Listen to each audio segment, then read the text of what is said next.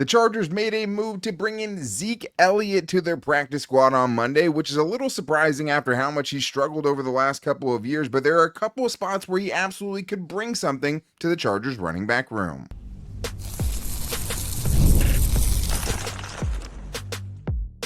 You are Locked On Chargers, your daily podcast on the Los Angeles Chargers. Part of the Locked On Podcast Network, your team every day.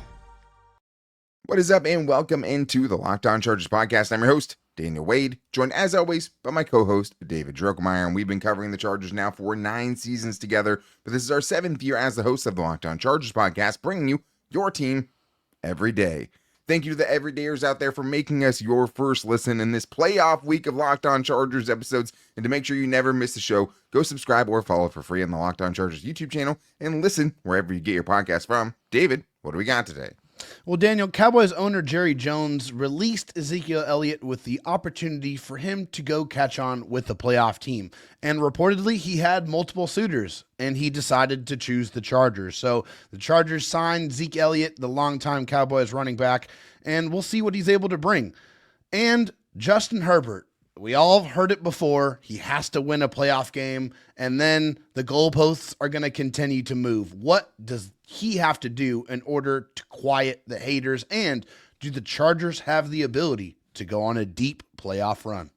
That's the big question now. I will say this. They got the path that they're most likely to do it with. But you can start this season with a big return on FanDuel. New customers can place a $5 bet and you'll get started with $250 in bonus bets if you win your first $5 bet. Visit FanDuel.com to get started. Well, David, I didn't have Ezekiel Elliott on the bingo card for today's show as we get into the biggest Chargers storylines and overreactions on a Buy or Sell Tuesday. But per Jordan Schultz, former Cowboys running back Ezekiel Elliott is signing with the Chargers, sources tell NFL on Fox.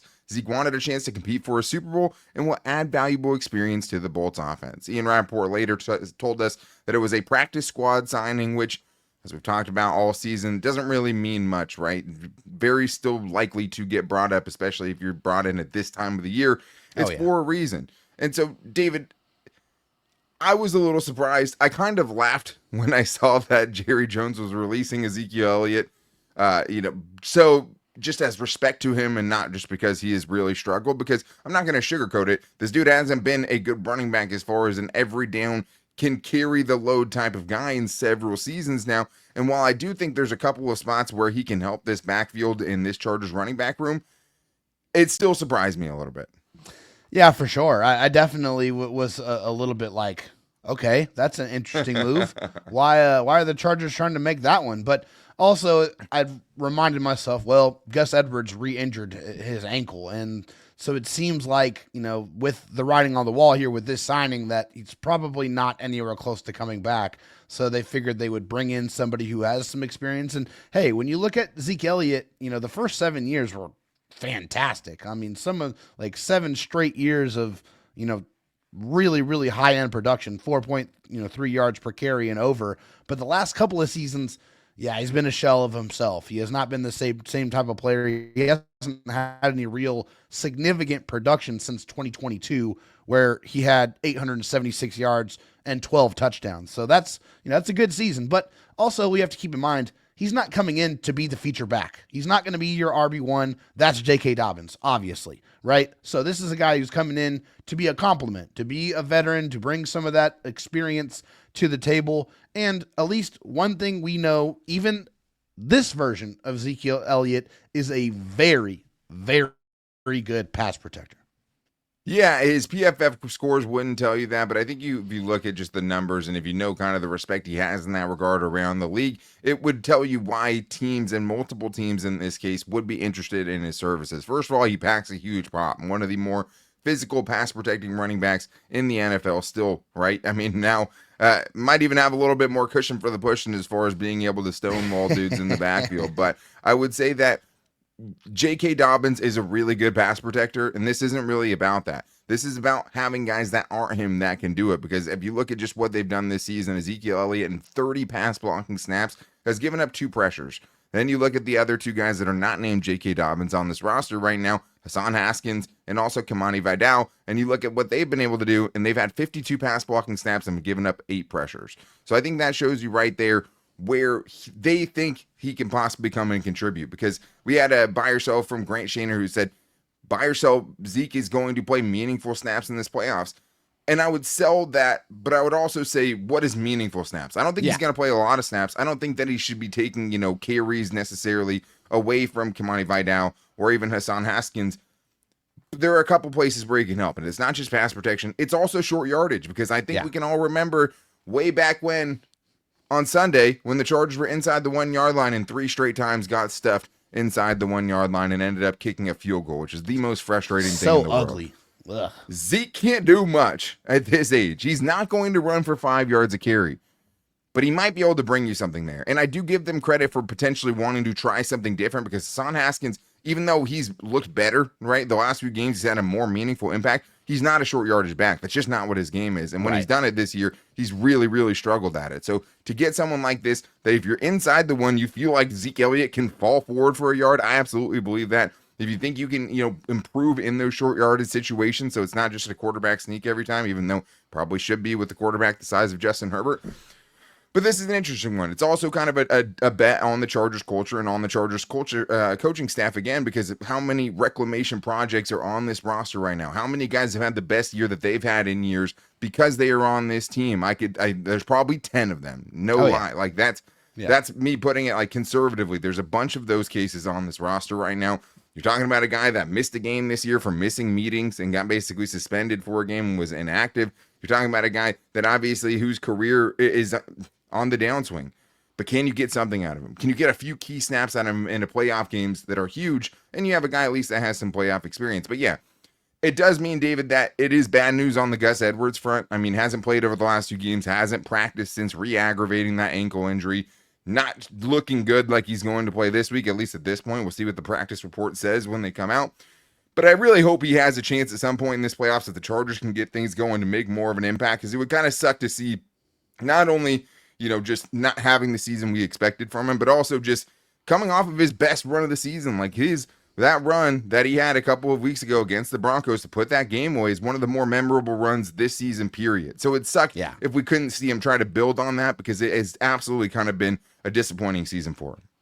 It really has, and it's been something that's been defined by the injuries. I mean, since the very beginning, throughout all of the offseason and going into training camps, he was dealing with injuries and missing OTAs, a lot of that training camp, the whole thing, it feels like. It's crazy. Yeah, missing a lot of that time. And then in the regular season, more injuries. That's what his season has been defined by, outside of that one spectacular throw back the clock type run that, we saw 3 or 4 years ago from Gus Edwards on a very regular basis. So it's just catastrophic for him to get injured again after what looked like him putting it all together. Well, let's get to this last buy or sell here from Edie on this subject. And he just says, buy or sell, our running back room next year will have no changes, keeping the core of J.K. Dobbins, Gus Edwards, Hassan Haskins, and Kamani Vidal. Are you buying that or selling it? Yeah, I think if the Chargers want it to stay the same, they have the money to do that. I don't think it's going to stay the same. I think that's going to be a room that's going to continue to see some change and an inflection of some more youth into that position group.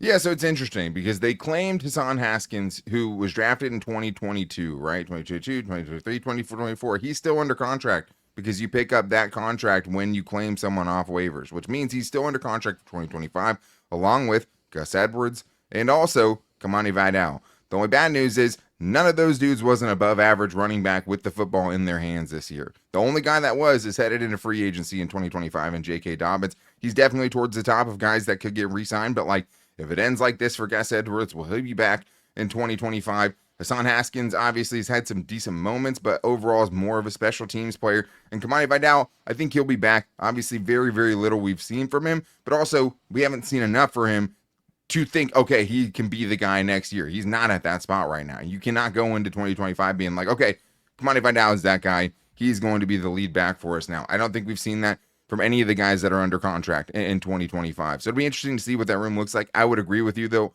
I'm selling it. I think that is going to be a different looking group in 2025 and going forward.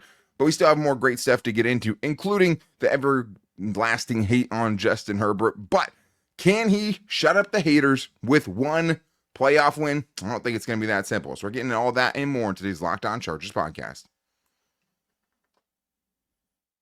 First, I need to tell you guys about PrizePicks because PrizePicks is America's #1 daily fantasy sports app with over 5 million active members, and it's also the easiest and most exciting way to play daily fantasy because all you have to do is pick more or less on 2 to 6 player snap projections and watch the winnings roll in. You can now win up to 100 times your money on PrizePicks with as little as 4 correct picks, and it's the best way to get actions in most states, including California, Texas, and Georgia.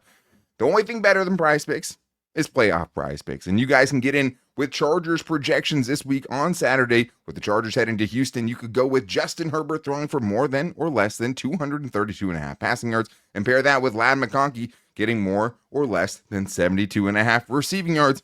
If you hit on those, it's that simple, and you can win. All you have to do, download the PrizePicks app, use the code LOCKEDONNFL and get $50 instantly when you play $5. That's code LOCKEDONNFL on PrizePicks to get $50 instantly when you play $5. You don't even need to win to receive the $50 bonus. It's guaranteed.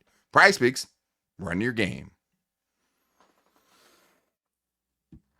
David, let's continue this buy or sell Tuesday and get into some really good ones that we have here. I think especially regarding what is going to happen now. The Chargers made the playoffs. That's step one. That is a huge success to me, but it's not the end. And I don't think there's anybody in that building that thinks that's enough or thinks that's the end of this journey. But for Justin Herbert, things are a little bit different than they are for the rest of the roster. And I think that's where this voicemail comes in. What's up, guys?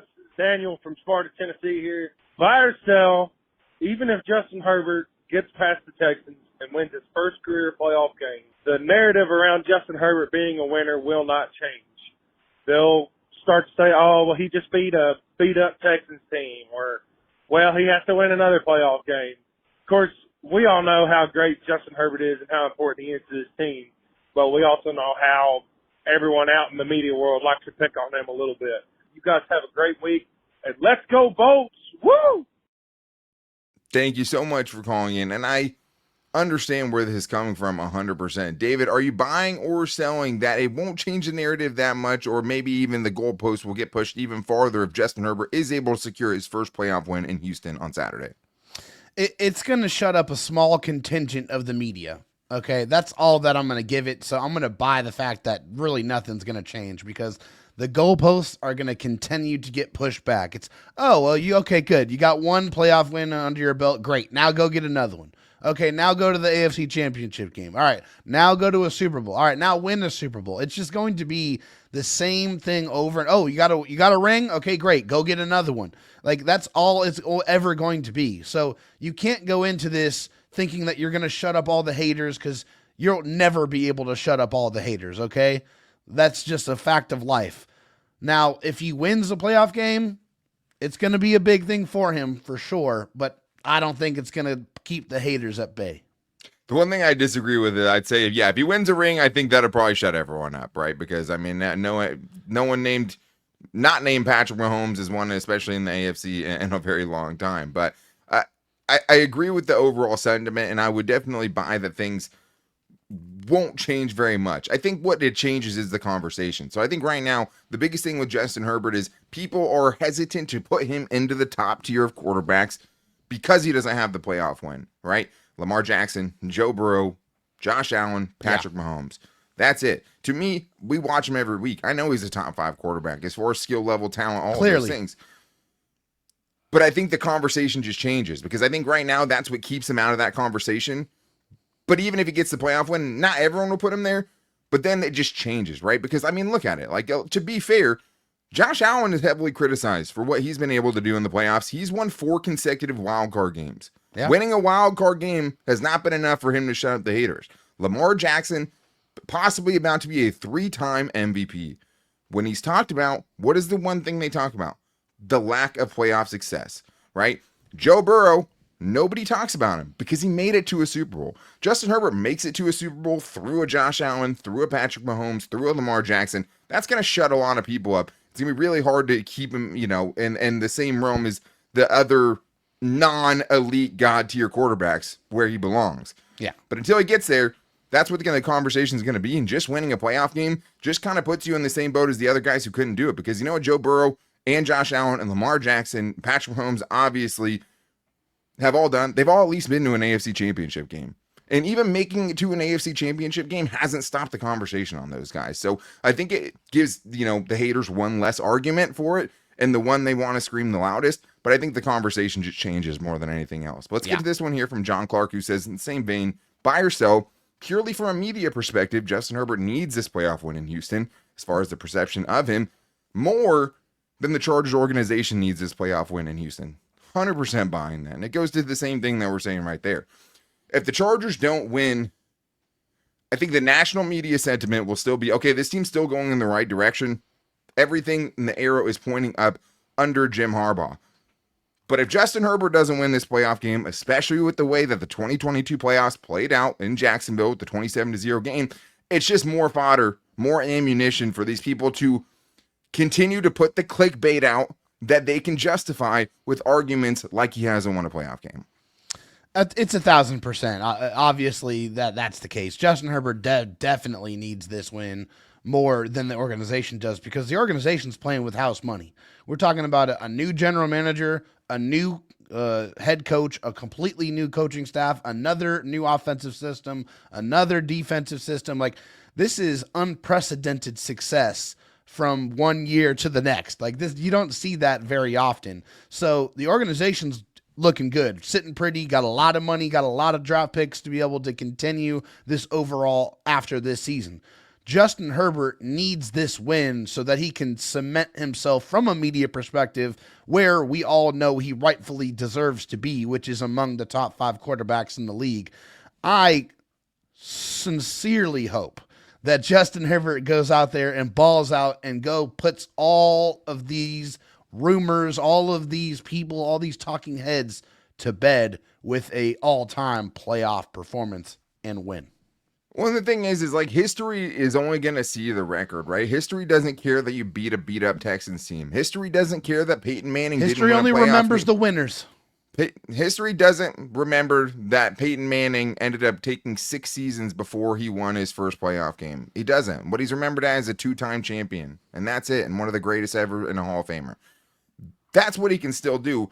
Yeah. But it feels like it has to be now, and the funniest part about it is he would be doing it with arguably the worst skill position talent that he's had in his career, at least as far as the weapons that are available to him, and it'd be as impressive as he's ever been. But let's get to this one here from Jason Sprinkle Sr., who says, win or lose in Houston this first season is an absolute success for the coaching staff and the team buying in. This team finally has the potential to be a contender not only for this playoff game, but for the upcoming seasons to come. Coaching matters so much in the NFL, and the Chargers organization finally invested in a future that fans can enjoy and talk about to their kids and grandkids. Generational commitment. And this, I would say, is a buy for me.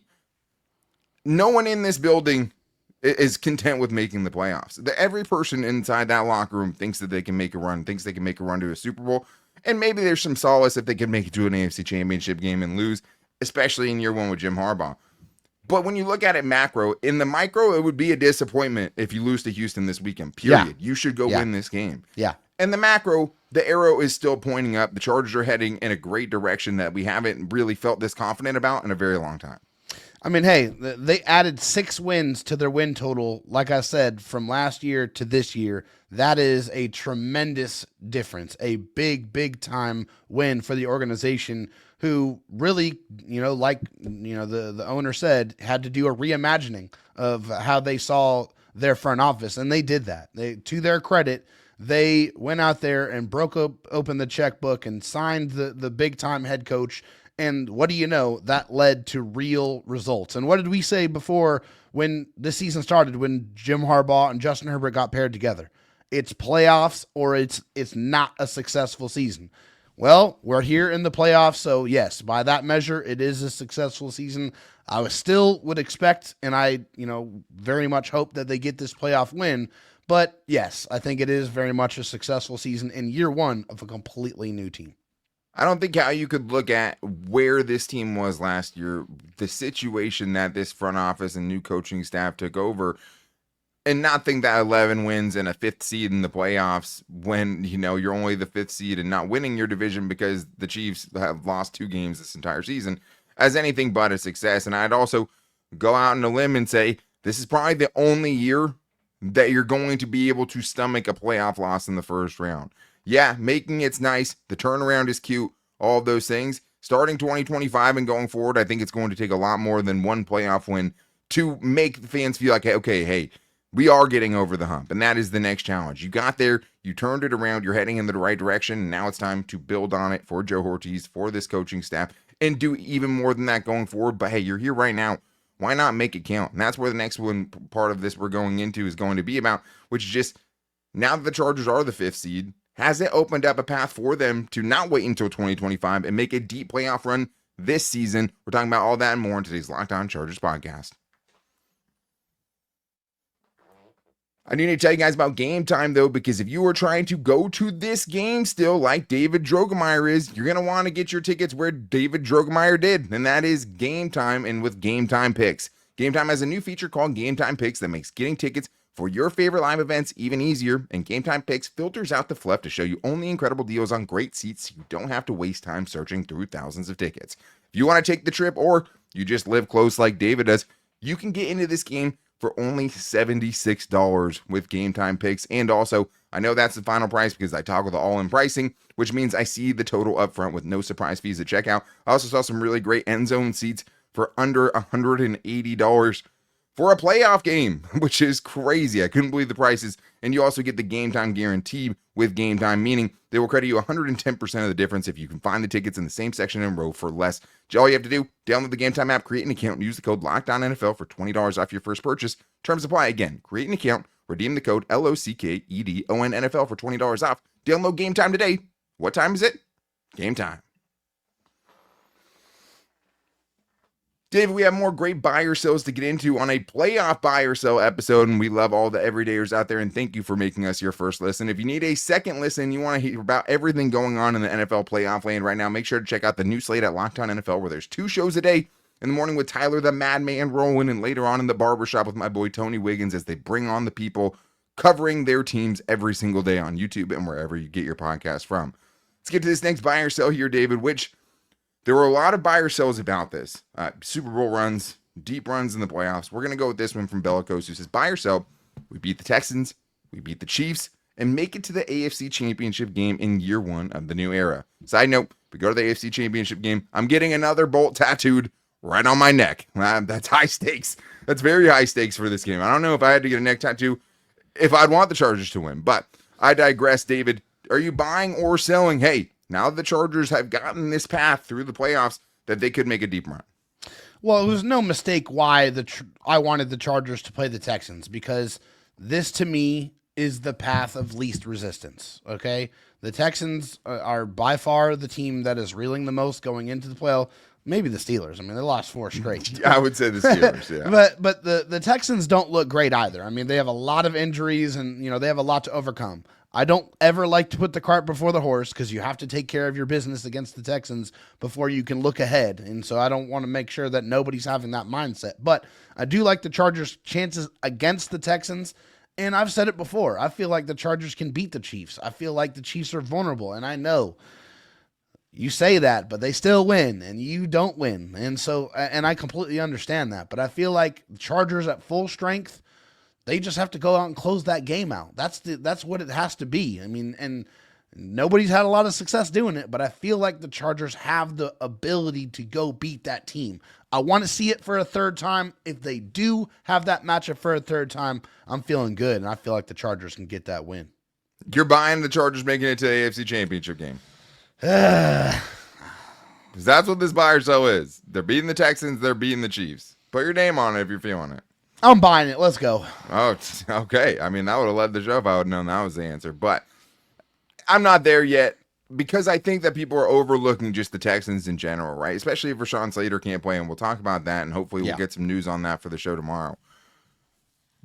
But all of a sudden, if you don't have your 2 starting tackles and you're going up against that specific team where their strength is their edge rushers, that's a huge problem. And they can run the ball, and I've had really good running games. They have a receiver that you're going to have a very hard time stopping, and a quarterback that we know can play at a high level. That's tough, right? They blew out the team they played in the first round. The Texans did last year when C.J. Stroud got his first playoff win.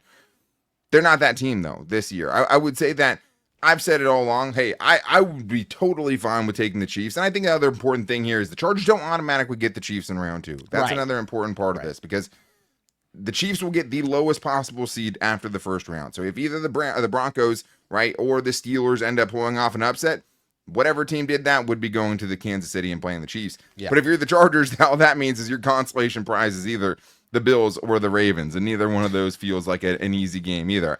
And honestly, if you were to ask me who I would want out of the 3 of those teams, I might pick the Chiefs, right? I'd probably pick the Chiefs. And in a house money season, if the Chargers already have a playoff win under their belt and you have a chance to go end the three-peat, I'm taking that all day long, right? We know the Chargers can match up with them. They've lost by 9 combined points this year. The only reason they won the last game, although they should have won it, they were a doink away from losing that game. The Chargers can keep it close enough to where anything could happen, right?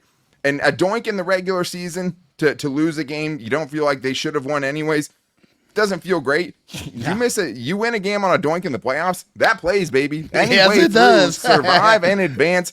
We're better than you. See you later. Headed to an Bye-bye. AFC championship Yeah. game. I need to see him get through this one first, right? So it's hard for me to just buy, hey, AFC championship game right now. But I like the path that they've been given and the path that they've made for themselves. And hopefully they get a chance to end that three-peat. But let's get to this one from Big Daddy E, who says, buy or sell, the offensive line has enough depth to overcome Rashawn Slater possibly not playing on Saturday, so it does not become a complete liability for the offense. So you're making me think about something I don't want to think about, truthfully. But let's think about it like this. I mean, I'm going to sell it because I don't trust the guys they have. But I would say a positive sign is what happened last game, where you saw some issues, huge issues early on that kind of nuked the offense, and then they figured it out a little bit. The Raiders aren't the Texans. The Texans' defense is much better than the Raiders' defense is. They have much better players than the Raiders' defense did, especially with no Max Crosby, no Christian Wilkins in the group you played last week. Trey Pipkins and Jamari Sawyer both started at the spots they started at for all of 23 in that last game, right? Jamari Sawyer, their right guard. Trey Pipkins, your right tackle. They have experience there, but we also saw major issues when that was the pairing in 2023, which is why we were like, please, God, don't let that be the pairing again in 2024. And it was 17 sacks and 90 pressures combined in 2023 just between those two players. The thing that makes you feel good, Joe Alt was fantastic last week. I guess we never should down him. He goes over to left tackle, which he really hasn't played at all this year, and just stonewalls every Raider that comes within 7 feet of him because Zero pressures, Daniel. Yeah, it was a freakish. That's insane. We haven't nearly talked about Joe Alt enough. And, like, Lam McConkey's a second-round pick, and, like, he might not even be the most impressive rookie on this team because that's how good Joe Alt has been, and it's a conversation for both of them because both of them have been elite. But, like, that's the only good thing you feel good about. You feel good about Justin Herbert's blindside getting protected. But, man, it really impacts their chances of what they can do in this playoffs if I'm going to hear any bad news about Rashawn Slater. Yeah, I'm with you 100%. I mean, going up against Danielle Hunter and Will Anderson Jr., 2 guys that have 10-plus sacks on the season, going into this game without your, potentially without your top 2 tackles one of your top 2 tackles is not ever a good recipe for success. But for Joe Alt to switch over to the left side with absolutely no warning whatsoever and give up 0 pressures is ridiculous. That is absolutely insane. And wow, hats off to the kid for the Chargers for, having the foresight to put him over there on the left side and let him just go do what he did all of college football, which is erase any pass rusher that was getting anywhere close to a quarterback. So feels very good to have Joe Alt there and have him to be able to switch over to the left side. But that right side, I don't know how you could feel great about it. You can't right now, and you just have to hope they can mitigate the damage because if you felt like if you had both of those guys, you'd be neutralizing maybe their defense's biggest threat with your biggest strength on offense. Yeah. But Athir thinks there's another player that has to come up huge for the Chargers in this playoffs, and it's on the defensive side. Daniel, David, this is Athir. Buy or sell Tuesday. The Bears, Joey Bosa, must have a huge playoff run to make up for the meltdown he had a couple of years ago. I'm buying it. It's now or never. That will lead to my bold prediction Saturday.